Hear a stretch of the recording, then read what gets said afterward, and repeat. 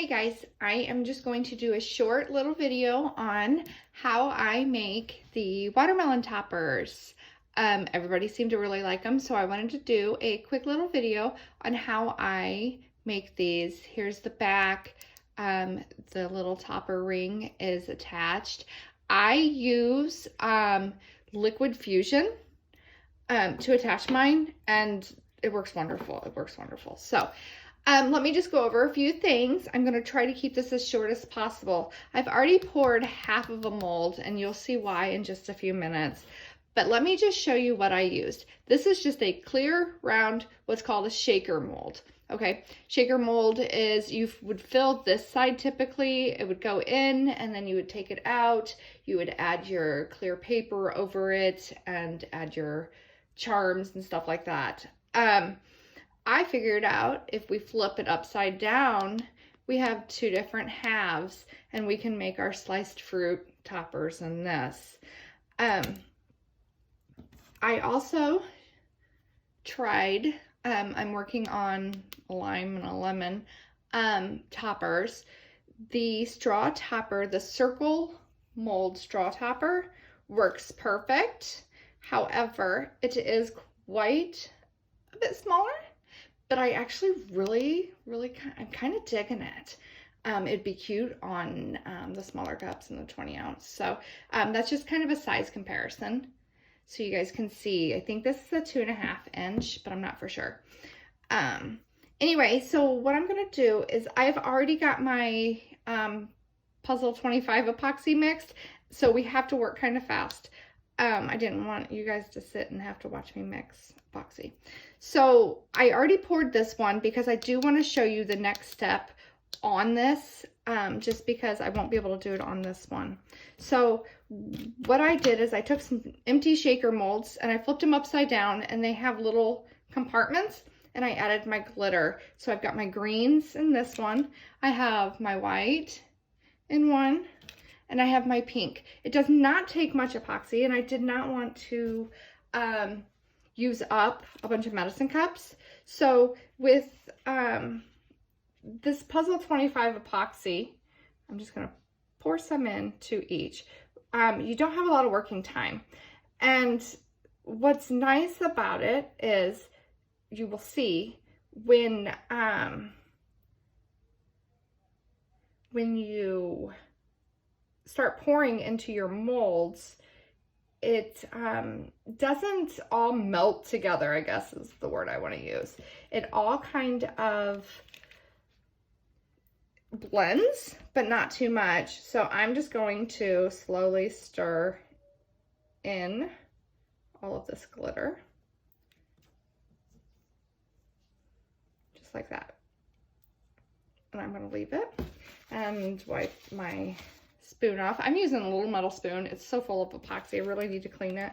But, and I'm just going to mix in my next. What's nice about mixing is in these little silicone containers is, because you don't use much, is they just pop right out and they're clean again. So I'm just going to do the green, and I'm just going to mix my green in.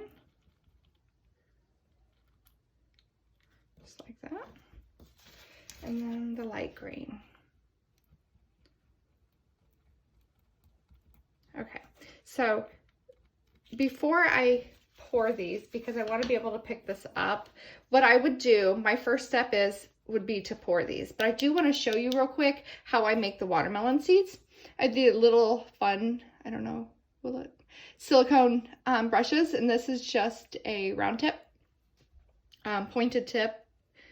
I just kind of dip it in just a little of paint and kind of blot a couple.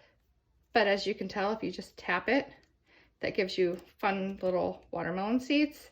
So I just tap, tap.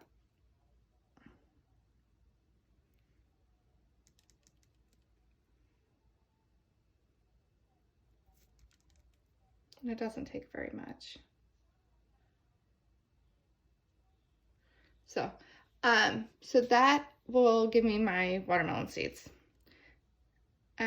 So I'm gonna let that dry, and then we'll put our clear coat over in just a few minutes.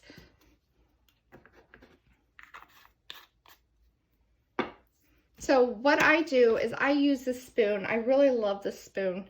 I find I can control my pores a little bit. So I just take a little bit and I just start at one and I just kind of dab it down into the corner just like that.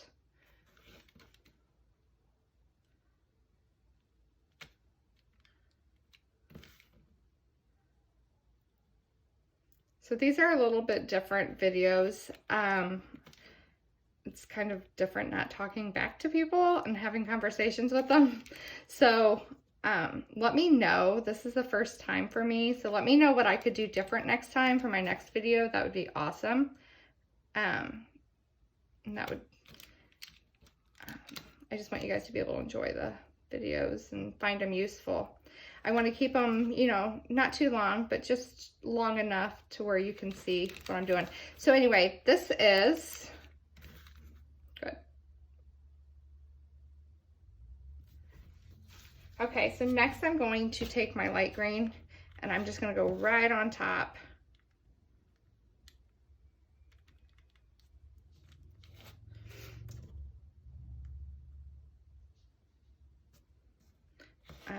I don't really care if it blends too much. You don't have to use light green. One of them I mixed the light and the dark green together and it was just as pretty. So, so far we have our rind. So then I'm going to take the white and I'm going to do the same thing.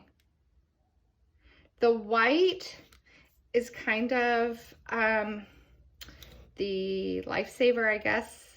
This barrier, the white is what helps prevent the pink from going into the green, vice versa. So there is your next one. And then the pink. I'm just gonna plop some right in the middle. And as you can tell, this is really already starting to get pretty thick. So I'm just plopping it right down in the middle. I'm gonna try to scrape all of this.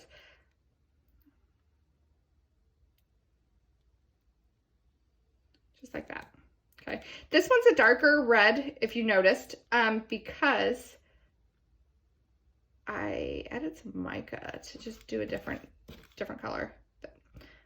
So I'm just actually moving this to where it touches the white. I'm not mixing it into the white. I'm just pushing it so it touches the white. And then I'm done. And then I'm leaving it. I'm not touching it anymore. That's it. Okay, so now what I want to do is I want to show you. What I would do is when this is cured, I would add the seeds, paint the seeds like I just showed you, okay? And then I would top it off.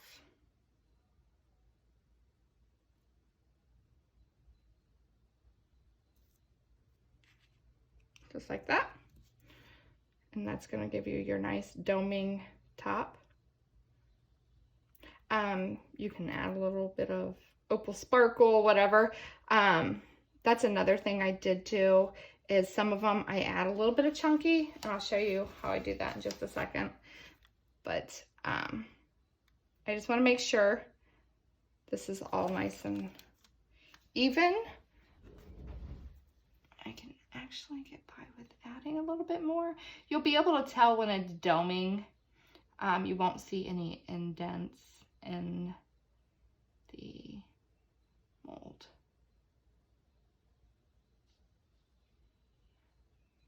Just like that. Okay. So next what I want to do is I want to make some more straw toppers. Okay. I'd lift this up, but it's really full and I don't want to take the chance on it dumping. So you can do your toppers anyway. I like to, I do pink just because sometimes it's behind. And I'm just gonna do a bunch of them real quick. I'm just adding some pink to my epoxy, and I'm just gonna pour a whole tray of them real quick.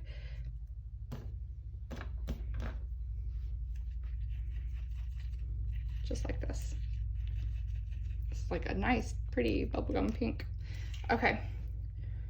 So I'm gonna move this. I'm gonna do this because we need to get these poured, because you guys, if you have played with this new epoxy, no, you don't have a bunch of time.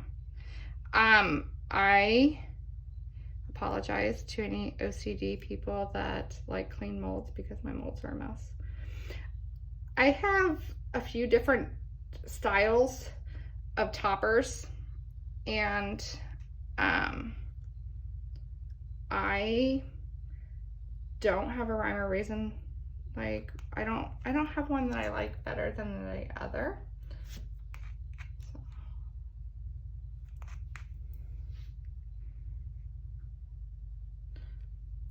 Sorry, I know this is like boring watching me fill.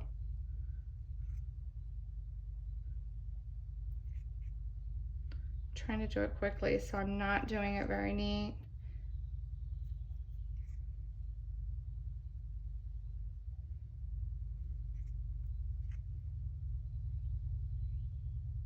You want to make sure these are filled to where they dome on the top, because if not, you'll have an indentation, which, I mean, it's not like a huge thing, I guess, but you can go on the bottom. One more, probably. I kind of slide my spoon into the small spots to help it flow and make sure you don't get any bubbles.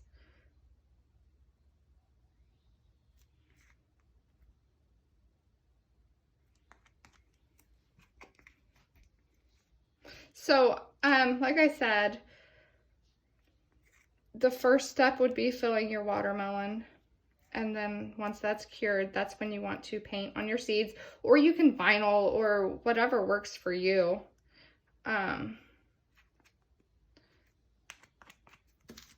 Okay, so now that that is done, I will move this out of the way.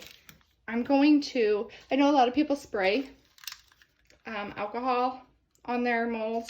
I just do a tap, tap, tap, and then that's it. And then I leave it. So I'm gonna try to pick this up and hope I don't mess it up. That is what it will look like. And then you'll just wait for it to come out. And once it comes out, you'll demold both, and then you will glue. I use Liquid Fusion. That's what I've been using. And let me tell you, I love it. I won't use anything else now, probably. So that is how I do the watermelon straw toppers, fruit slices, and stuff like that. Let me know if you have any questions, and thanks for watching. Bye.